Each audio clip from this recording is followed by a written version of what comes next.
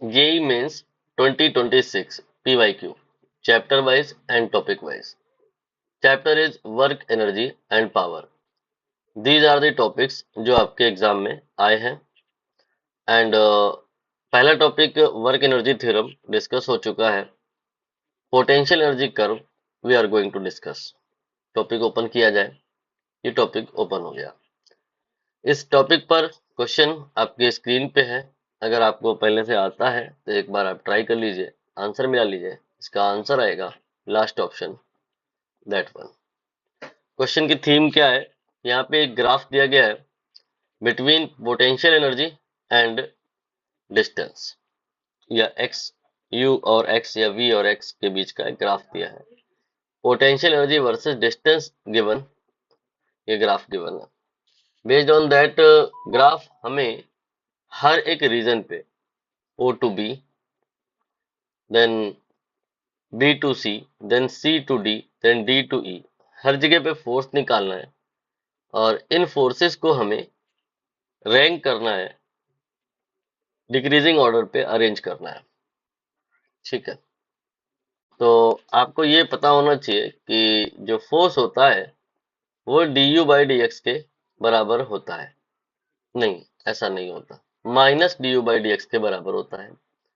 लेकिन क्वेश्चन में बात मैग्नीट्यूड की गई है, तो जो मैग्नीट्यूड होगा उसमें हम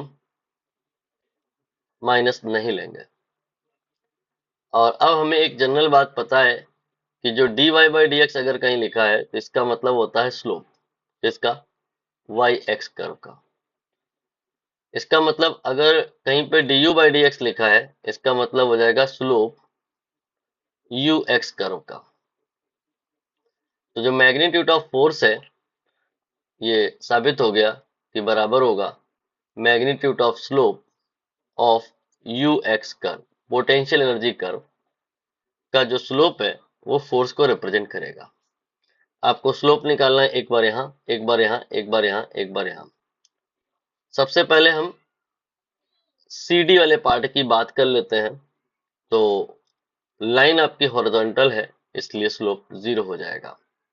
अब हम AB वाले पार्ट की बात कर लेते हैं. AB वाला पार्ट मतलब ये वाला, इसका स्लोप कितना होगा? स्लोप का फॉर्मूला होता है परपेंडिकुलर बाई बेस. ये है परपेंडिकुलर, ये है बेस, दोनों ही 1 है, तो 1 by 1 P by B, slope का वैल्यू होता है 1 आ गया. इसके बाद हम B से C के बीच की बात करेंगे. तो यहाँ पर B से C के बीच की जब बात करेंगे तो राइट एंगल ट्राइंगल मैंने हाईलाइट किया है. इसमें परपेंडिकुलर आप देखो 3 के बराबर है, बेस देखो 1 के बराबर है, तो स्लोप 3 आएगा. इसके बाद हम D से E के बीच की बात करेंगे. D से E के बीच की बात करेंगे तो ये आपका राइट एंगल ट्राइंगल पिक्चर में आएगा. इसमें परपेंडिकुलर आपका 1 है और बेस आपका 2 है. 1 बाई 2 0.5 आएगा. अब आप यहाँ पर इनको डिक्रीजिंग ऑर्डर पे अरेंज कर दीजिए. सबसे ज्यादा यहाँ पर तो BC है, तो पहले BC, फिर इसके बाद में उससे कम जो है वो आपका AB है, तो AB आएगा. फिर उससे कम जो है वो DE है, तो DE आएगा. फिर उससे कम CD है, CD आएगा. आंसर आप देख लिए, ये फोर्थ ऑप्शन में पैटर्न बिल्कुल मैच कर रहा है, यही करेक्ट होगा.